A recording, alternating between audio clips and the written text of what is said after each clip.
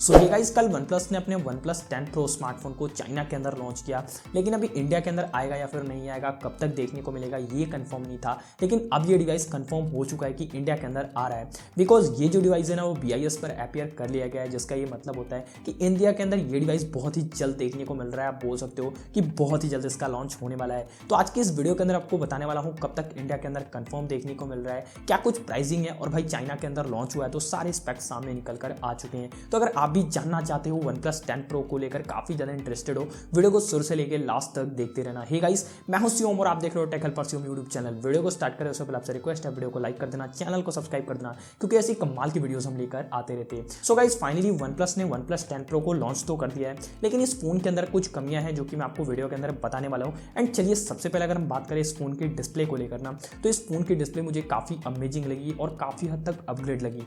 जैसे कि अगर बात करें तो इस फोन के साथ में आपको 6.7 इंच की एक 2K एमोलेड स्क्रीन देखने को मिलती है, जो कि E5 एमोलेड पैनल है, और guys 120 hertz high refresh rate का सपोर्ट देखने को मिलता है। और ये जो पैनल है ना वो LTPO 2.0 पैनल है। एंड गाइस ये जो पैनल है ना वो कर्व पैनल के साथ देखने को मिलता है, तो भाई ओवरऑल काफी फ्लेक्सिबल लगता है। एंड जो स्पेसिफिकेशन है ना, LTPO देखने को मिलता है, E5 एमोलेड पैनल देखने को मिलती है, और यही नहीं 120 हर्ट्ज हाई रिफ्रेश रेट का सपोर्ट देखने को मिलता है। तो काफी स्मूथ एंड काफी बटरी एक्सपीरियंस आपका डिस्प्ले से देखने को मिलेगा। पंच होल कटआउट जो दिया गया ना वो भी काफी छोटा है। And guys under display fingerprint sensor का भी सपोर्ट देखने को मिलता है, गोरिल्ला ग्लास की प्रोटेक्शन देखने को मिलती है। तो ओवरऑल जो डिस्प्ले है ना वो एक फ्लेक्सिबल डिस्प्ले हो जाता है, जो आपको कलर्स देखने को मिलेंगे, जो ब्राइटनेस देखने को मिलेगी, जो ओवरऑल आप जब भी स्क्रॉलिंग करोगे, टच करोगे आप डिस्प्ले के ऊपर, तो काफी अच्छा एक्सपीरियंस आपका रहने वाला है।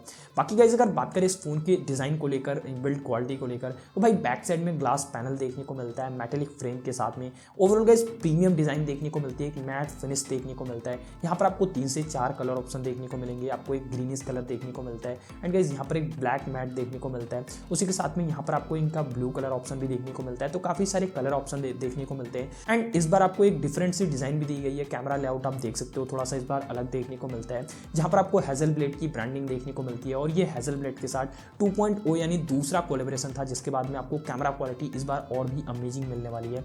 जहां पर गाइस आप देख सकते हो बैक पैनल में जो कैमरा बम्प है वो आपको थोड़ा सा देखने को मिलेगा। लेकिन गाइस अगर बात करें इस फोन के वेट को लेकर ना, तो फोन थोड़ा सा हैवी लगता है।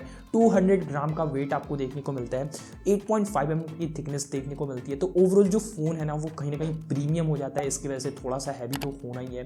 क्योंकि गाइस यहाँ पर जो बैटरी है वो भी ज़्यादा है, बिकॉज इस फोन के साथ में आपको 5000 mAh की बैटरी दी गई है, कोई भी बैटरी से भी कॉम्प्रोमाइज नहीं किया गया है। जहाँ पर आपको इस फोन के साथ में 80 वाट का फास्ट वायर्ड चार्जिंग सपोर्ट देखने को मिलता है, और 50 वाट यानी 50 वाट का यहाँ पर फास्ट वायरलेस चार्जिंग सपोर्ट देखने को मिलता है। लेकिन गाइस ये स्मार्टफोन प्रीमियम होने के साथ साथ काफी ज्यादा दमदार है परफॉर्मेंस को लेकर भी, बिकॉज इस फोन के साथ में आपको Qualcomm की तरफ से Qualcomm स्नैपड्रैगन 8 Gen 1 वाला CPU देखने को मिलता है। अब ये जो CPU है ना वो 4nm आर्किटेक्चर के साथ आता है, काफी ज्यादा पावर एफिशिएंट है, पावरफुल चिपसेट है।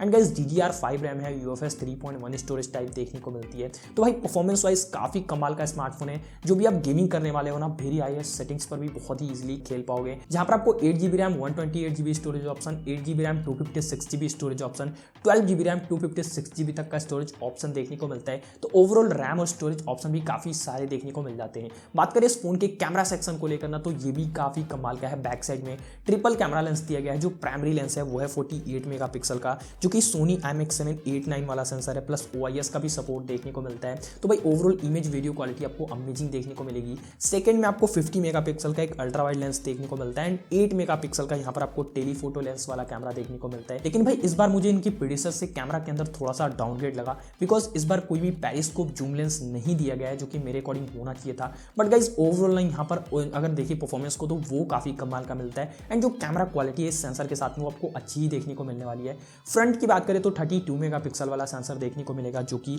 सोनी IMX615 वाला सेंसर रहने वाला है। तो ओवरऑल जो कैमरा क्वालिटी होगी, जो परफॉर्मेंस होगी, जो डिस्प्ले इस फोन का, वो काफी कमाल का रहने वाला है। एंड बैटरी भी बहुत ही अमेजिंग हो जाती है। एंड अगर बात करें इस फोन के कुछ कमियों के बारे में ना, तो मेरे अकॉर्डिंग एक पेरिस्कोप जूम लेंस होना चाहिए था, और इस फोन के साथ में कोई भी IP रेटिंग नहीं मिलती है, जो कि डेफिनेटली होना चाहिए था। साथ में 3.5 mm ऑडियो यानी हेडफोन जैक तो वैसे भी इस प्राइस के ऊपर नहीं दे रही है स्मार्टफोन ब्रांड, जो कि बहुत ही बड़ी कमी है। लेकिन अगर बात करें कि फाइनली इंडिया के अंदर ये स्मार्टफोन कब तक देखने को मिल सकता है, तो भाई BIS पर आने का मतलब बहुत ही जल्द देखने को मिल जाएगा, 2 से 3 हफ्ते के अंदर। आप बोल सकते हो कि जनवरी के एंड या फिर फरवरी के फर्स्ट वीक तक कंफर्म आपको इंडिया के अंदर OnePlus 10 Pro देखने को मिल सकता है।